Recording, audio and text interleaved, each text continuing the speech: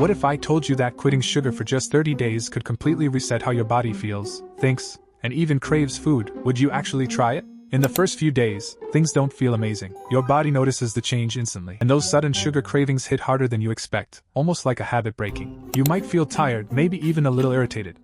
That's because your usual quick energy source is gone, and your body is learning to function without it. But then something shifts. Around day 5 or 6, your energy starts to feel more stable, not those sharp highs and crashes you didn't even notice before. By the second week, your taste buds begin to change. Foods you once found boring suddenly feel naturally sweet, and sugary snacks start to feel overwhelming instead. Your focus improves too. Without constant spikes and drops, your mind feels clearer, and it becomes easier to stay locked in on tasks without distractions. Sleep gets better as well. You fall asleep faster, wake up more refreshed, and that heavy, sluggish feeling in the morning slowly fades away. Then comes the physical change. Your body starts to feel lighter, less bloated, and your overall mood becomes more balanced without those hidden sugar crashes.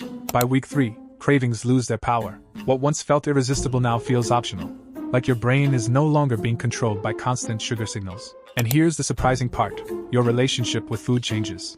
You stop eating out of habit and start choosing what actually makes you feel good. By day 30, it's not just about sugar anymore. You've built discipline, awareness, and a new baseline for how your body should feel every single day. So the real question isn't what happens when you quit sugar. It's what happens if you never try.